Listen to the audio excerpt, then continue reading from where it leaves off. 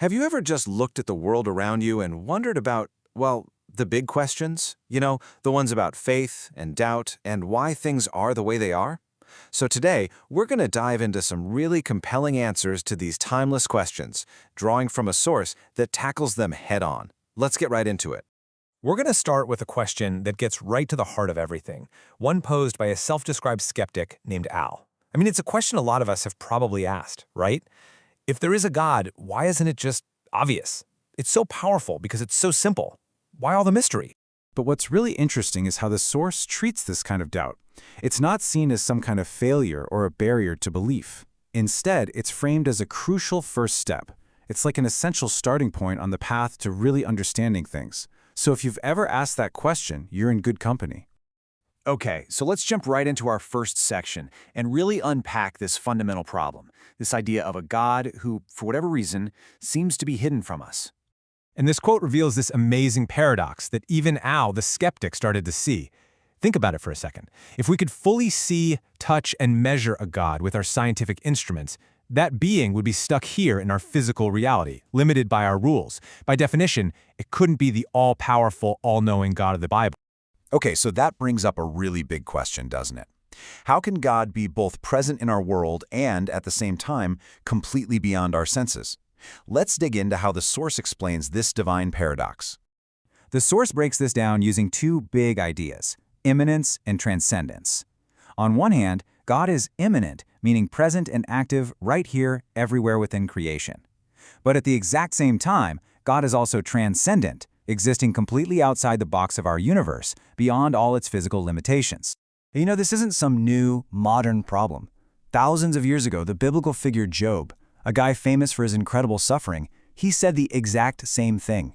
He felt God's presence, he knew he was there, but he couldn't physically see or perceive him. This quote just perfectly captures that tension of a God who is so close and yet totally beyond our grasp. But how? How can something be right here with us and at the same time infinitely beyond us? It's a tough concept to wrap your head around.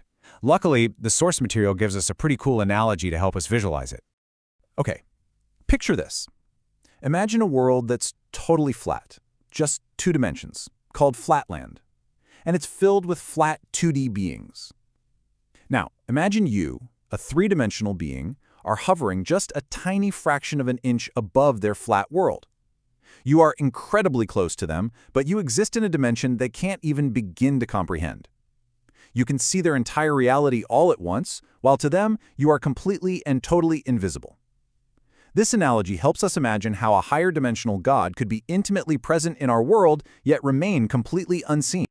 Okay, so understanding that God might exist beyond our senses, that's one thing.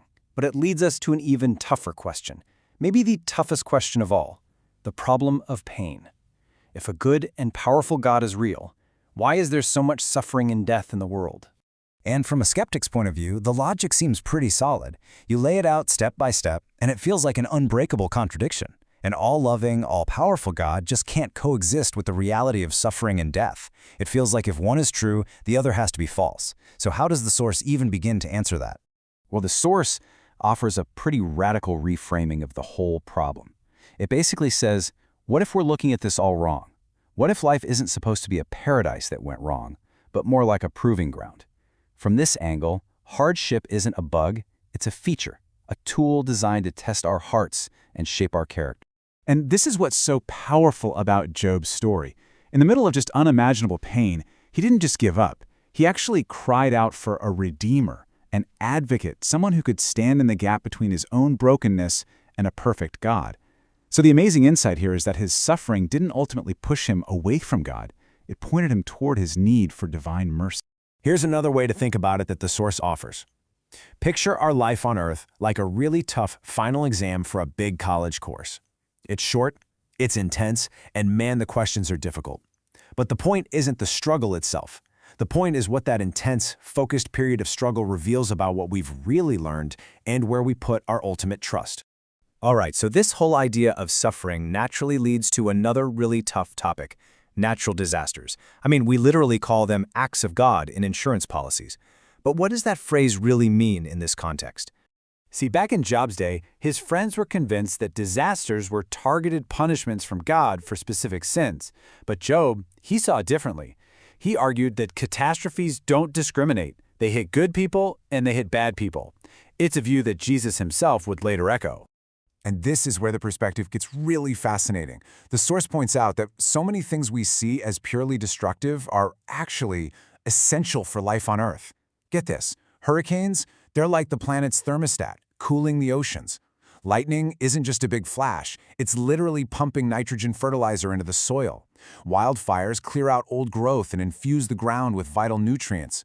They aren't just random, chaotic events. They're part of a really complex system that, even with its dangers, makes our world habitable.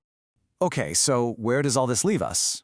We've talked about a hidden God, the paradox of pain, the surprising role of disasters, and it all seems to point back to one central idea: the purpose of the mystery itself. There's this quote from the book of Ephesians that puts it perfectly. It's basically saying there is way more going on than meets the eye. It suggests our struggles here on earth are just a shadow, a reflection of a much larger, unseen spiritual conflict. We're like actors in the giant play, but we can only see our one little corner of the stage. And that brings us back to Job, because here's the kicker, the one piece of information he never got. His entire agonizing ordeal started because of a cosmic conversation between God and Satan that he knew nothing about. He went through it all without ever being told why. And think about it, if he had known the backstory, his test of faith would have been completely meaningless. And that, right there, is the core idea. The mystery isn't a flaw in the system, it's a feature. From this point of view, not having all the answers is the very thing that forces us to develop trust. That lack of complete knowledge is the soil where things like faith and hope and love are actually meant to grow. So that leaves us with this one last thought to chew on. We spend so much of our time and energy searching for these neat, tidy answers to the biggest questions of life. But what if the journey of asking, of wrestling with doubt, and of choosing to trust even when we can't see the full picture, what if that's the entire point?